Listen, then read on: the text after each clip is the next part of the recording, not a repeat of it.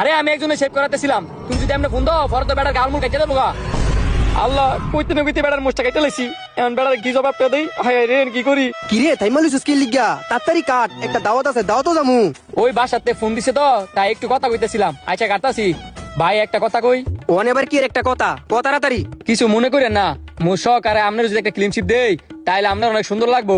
দাও তো চাইতেছেন না, হ্যাঁ অনেক মায়েরা থাকবো, আপনার অনেক পছন্দ করবো। হেব্বে তুই কি কস?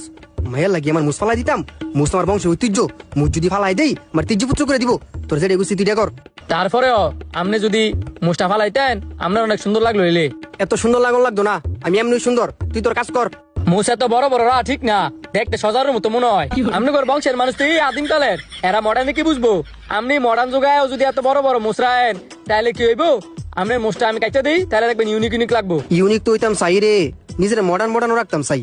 বংশে ঐতিহ্য যদি না রাহি বংশের মানুষ বাইতে আমার বার করে দিব। আরে বাইতে বার করতো না, একটা ফোলা মানুষ জন্ম দিছে কি বাইতে বার করে দিবার লেগা? আপনি মুসটা কাটতে বাইর যান, দেখবেন একদিন হইলে আপনার বাইতে বার করে দিব, এর পরের দিনে আপনারা ডাইকে নিব। ও তারা তুই মন্দ কস নাই, আমিও চাই না সজরের মতো মুস রাখতাম। এখন তুই কি কস একটা রিস্ক লইতাম? কিরে তোর কি অনাদারি খেলা হয় নাই? দাও তো যাবি কোন সময়? কিরে তোর এই সাইডে মুস গেছে কই? কি এর মুস কই গেছে? আমি আল্লাহ উল্টা তরাত্রি করতেছি মুস না কাটা লাগি। তোর এই সাইডে মুস নাই গেদি কি আমি কইতাছি, একটু আয়না মাঝে ছায়া দেখ মুস আছে কি নাই।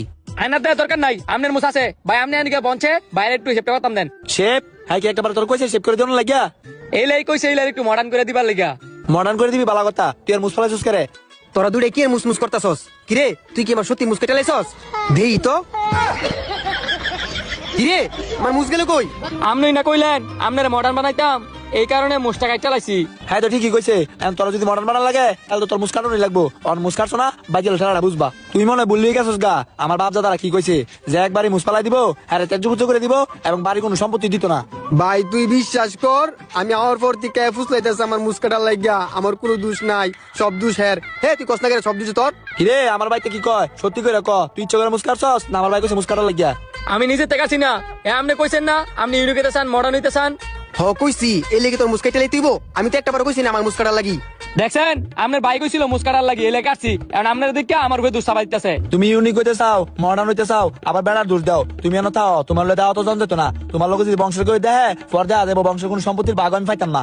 আজকে থেকে তুই কাউরে বলছে দিবি না তুই আমার ভাই, আর এখন থেকে তুই আমার বংশের কেউ না। আর ভবিষ্যতে তোর যাতে আমার বাড়ির আশপাশে না দেখি। এই তোর লাগি আজকে আমি তেজপুত হইছি, ধন সম্পদ হারাইছি। উত্তেজিত হইন না ভাই, আপনার আমি ক্লিনশিপটা দেলাই তাহলে আপনার মনে হয় সেটা ভুল হইব। যা অর্থ হইছই, এই বংশের টাকা কয়দিন চলবেন? নিজে কিছু করেন, নিজে কিছু করলে নিজেরটা নিজে থাকবো। এই বর্তমান যুগে আপনার কিছু আছে তো আপনার দামও আছে, আপনার কিছু নাই তো আপনার দামও নাই। তুমি কথাগুলা ঠিক কইছো, নিজেরই কিছু